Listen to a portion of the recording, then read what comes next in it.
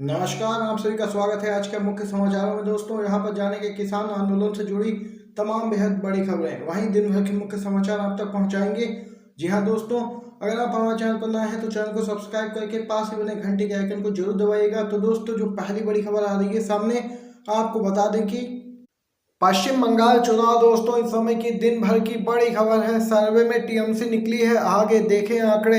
जी हाँ दोस्तों, चुनाव जीतने के लिए राजनीतिक प्रबंधन में अब सर्वे की भी बड़ी भूमिका है। इसका फायदा चुनाव में अच्छा खासा होता है। राजनीति से अनभिज्ञ और असमंजस में पड़े मतदाताओं को इसके जरिए मनचाही दिशा दी जा सकती है। आपको बता दें, ज्यों ज्यों पश्चिम बंगाल विधानसभा चुनाव नजदीक आते जा रहे हैं, त्यों त्यों सर्वे भी आने लगे हैं। पहले चरण में सर्वे के अनुसार टीएमसी को सत्ता में वापसी करता दिखाया जा रहा है। आपको दोस्तों बता दें, बीजेपी यहां पर पिछड़ती हुई नजर आ रही है। पश्चिम बंगाल में तमाम तरह के हथकंडे अपनाने के बाद भी बीजेपी की यहां पे कोई भी मुश्किलें कम होती नजर नहीं आ रही हैं। बीजेपी लगातार यहां पर नफरत की राजनीति करती जा रही है, लेकिन जनता का रुख टीएमसी की तरफ स्पष्ट रूप से देखा जा सकता है। पश्चिम बंगाल विधानसभा में कुल 294 सीटें हैं, जहां टीएमसी को 150 से ज़्यादा सीटें मिलने का अनुमान है। वहीं बीजेपी 105 से अधिक सीटें लेकर दूसरे नंबर की पार्टी बन सकती है। वहीं कांग्रेस और लेफ्ट गठबंधन को करीब 25 से 50 के बीच सीटें मिलने का अंदाजा है। तो दोस्तों, यहाँ पर ये शुरुआती सर्वे सामने निकल के आए हैं, जिसमें टीएमसी आगे निकलती जा रही है बीजेपी पर। और वहीं बीजेपी की मुश्किलें यहाँ पर ही खत्म नहीं हो रही हैं, लगातार जनता का विरोध भी झेल रही है। एक तरफ किसान प्रदर्शन कर रहे हैं और तीनों ही विवादित कृषि कानूनों को वापस लेने की मांग भी उनकी तेज होती जा रही है। और किसान नेता भी कह चुके हैं कि वह पश्चिम बंगाल, जहाँ के विधानसभा चुनाव होने को हैं, वहाँ भी महापंचायत करेंगे। तो ये बड़ी खबर दोस्तों है। अगली खबर जानते हैं। दिशा रवि की गिरफ्तारी को सुप्रीम कोर्ट के पूर्व जज ने बताया है गलत, कहा टूल किट में कुछ भी भड़काने वाला नहीं। दोस्तों बता दें कि अब सुप्रीम कोर्ट के जज और वकील भी पर्यावरण कार्यकर्ता दिशा रवि की गिरफ्तारी के विरोध में आ गए हैं।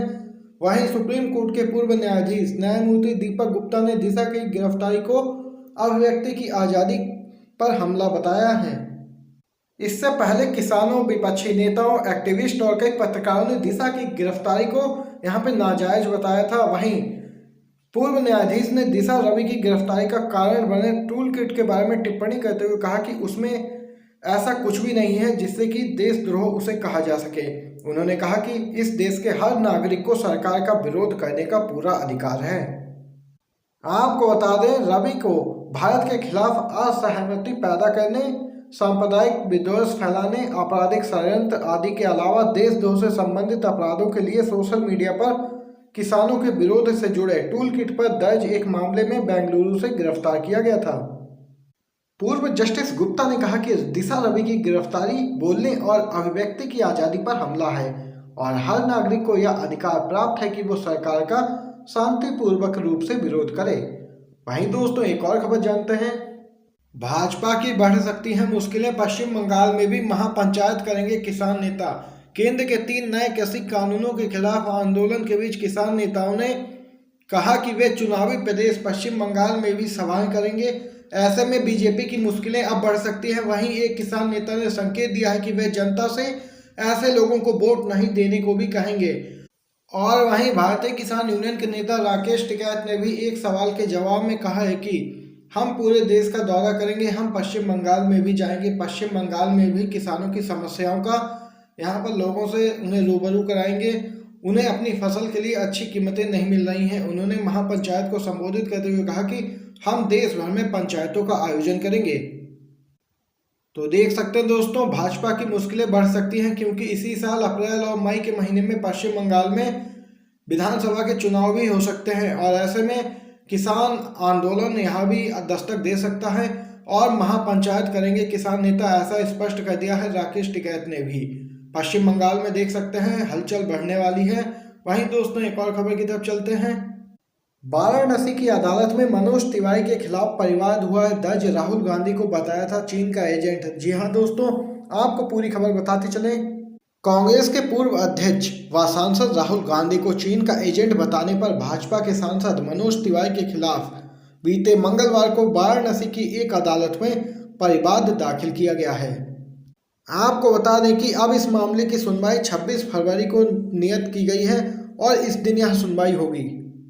आपको बता दें मनोज तिवारी ने यहाँ पर एक बयान दिया था राहुल गांधी पर विवादित कि राहुल गांधी चीन के एजेंट हैं, जब राहुल गांधी ने भारत और चीन के बीच जो विवाद हुआ था उस पर टिप्पणी की थी। तो देख सकते हैं दोस्तों, बड़ी खबर सामने निकल के आई है। मनोज तिवारी की मुश्किलें अब साफ बढ़ती हुई नजर आ रही हैं।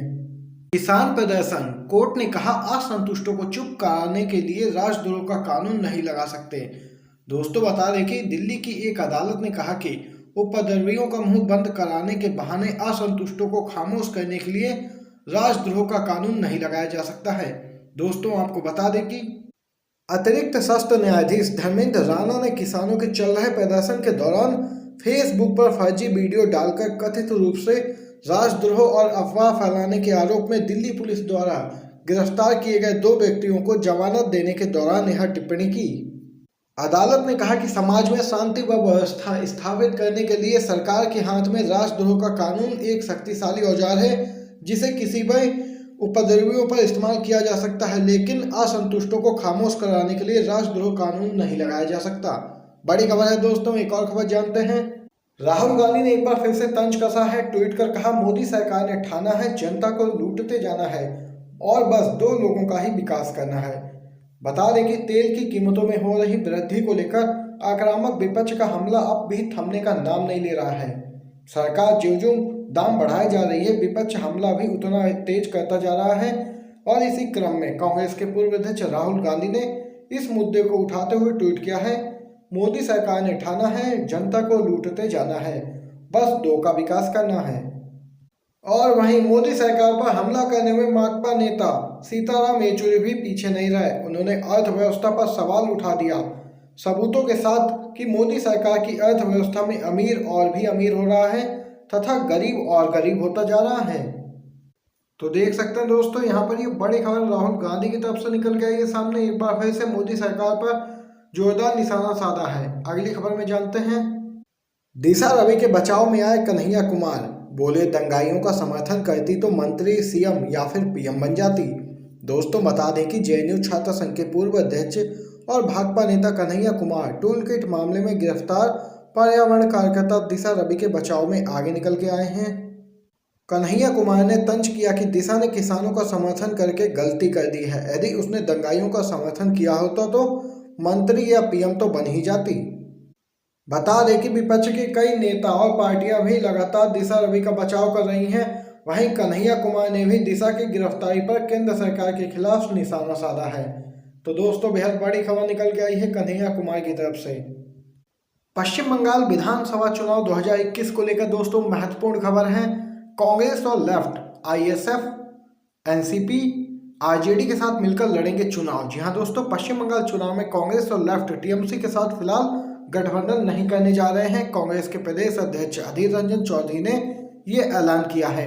इस बार आईएसएफ, राजद और एनसीपी कांग्रेस और लेफ्ट गठबंधन के साथ ही मिलकर चुनाव लड़ेंगे। गौरतलब है कि इससे पहले बिहार की मुख्य विपक्षी पार्टी आरजेडी ने भी टीएमसी से गठबंधन के लिए बहुत से प्रयास किए थे, लेकिन ममता बनर्जी ने यहाँ पर उनकी कोई भी बात नहीं बन सकी है उनकी पार्टी से, इसलिए अब ये लोग कांग्रेस के साथ गठबंधन में चुनाव लड़ेगी आरजेडी। बड़ी खबर दोस्तों निकल के आई है। वहीं बंगाल में त्रिकोणीय मुकाबला होगा, ये कहना है कांग्रेस पार्टी का।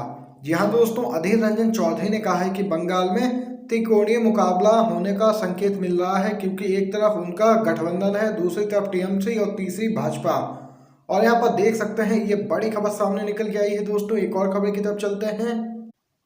निजीकरण को लेकर लगातार मोदी सरकार आगे बढ़ती जा रही है, चाहे वो रेल हो, हवाई अड्डे हो, यहाँ पर चाहे बिजलीकरण हो, चाहे रोड हो, चाहे बैंक हो, मोदी सरकार किसी में भी पीछे नहीं है। वहीं अब सरकारी बैंकों के निजीकरण का रास्ता आसान करने के लिए 2 अधिनियमों में संशोधन लाएगी मोदी सरकार।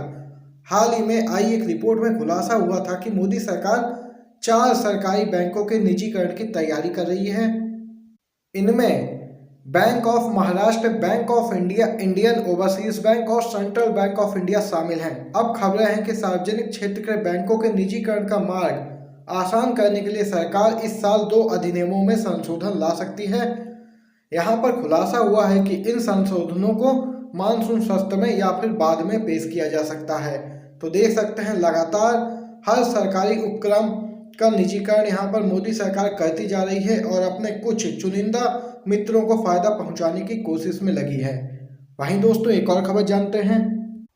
बढ़ते पेट्रोल की कीमतों पर नितिन गडकरी की सलाह, वैकल्पिक ईंधन तलाशने की है जरूरत। जी हाँ दोस्तों, देश में लगातार बढ़ रही पेट्रोल की कीमतों पर केंद्रीय सड़क परिवहन एवं राजमार्ग मंत्री नितिन गडकरी ने कहा कि अब देश में वैकल्पिक ईंधन ढूंढने का समय आ गया है। नितिन गडकरी ने कहा कि उनका सुझाव यह है कि देश के लिए वैकल्पिक ईंधन के लिए जाने का समय है। दोस्तों ये वही नितिन गडकरी हैं जो कि कांग्रेस की जब सरकार थी तब रोडों पर निकलकर साइकिल चलाकर प्रदर्शन करते थे और जनता को दिखावे में कहते थे कि देखिए पेट्रोल की कीमतें कितनी बढ़ गई हैं, और यहाँ पर ये साइकिल से यात्राएं करते थे। लेकिन जब ये खुद मंत्री हैं और इनकी सरकार द्वारा लगातार पेट्रोल और डीजल के दाम बढ़ाए जा रहे हैं, तब ये कहते हैं कि देश में वैकल्पिक ईंधन तलाशने की जरूरत है। और वहीं दोस्तों आपको बता दें कि अपडेट के मुताबिक कच्चे तेल की अंतर्राष्ट्रीय दरों में वृद्धि के बीच देश में पेट्रोल और डीजल की कीमतों में लगातार 7वें दिन भी बढ़ोतरी हुई है। कांग्रेस ने पेट्रोल डीजल पर मोदी टैक्स को वापस लेने की है मांग, कहा हर आम भारतीय इसकी राहत का तुरंत हकदार है।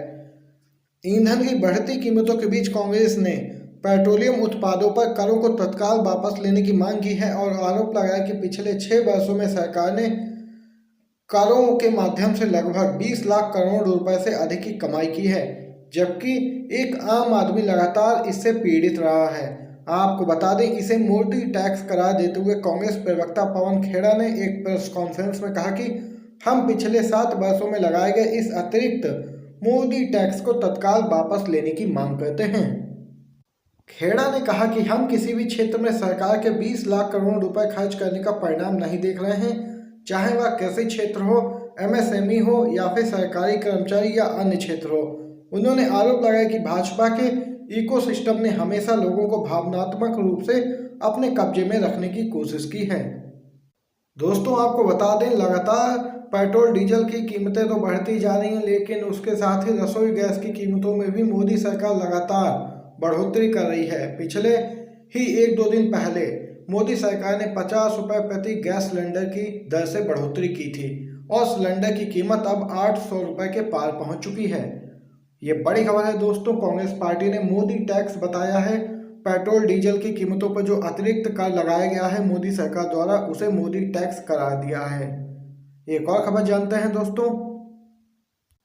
पांडिचेरी की LG पद से हटाए गए किरण बेदी, विधानसभा चुनाव से ठीक पहले बड़ा फेरबदल। जी हाँ दोस्तों, राष्ट्रपति रामनाथ कोविंद ने किरण बेदी को पांडिचेरी के उपराज्यपाल के पद से हटा दिया है। राष्ट्रपति भवन से जारी विज्ञप्ति के अनुसार राष्ट्रपति ने निर्देश दिया है कि डॉक्टर किरण बेदी पांडिचेरी का उपराज्यपाल नहीं रहेंगी। राष्ट्रपति ने पांडिचेरी के उपराज्यपाल के कार्यों का निर्वहन करने के लिए तेलंगाना की राज्यपाल डॉक्टर तमिलिसाई सुंदरराजन को नियुक्त किया है। बता दें कि पांडिचेरी में इसी साल विधानसभा के चुनाव भी होने को हैं। इसी बीच इस केंद्र शासित प्रदेश में ये अहम घटनाक्रम हुआ है। वहीं दोस्तों अगली खबर में जानते हैं।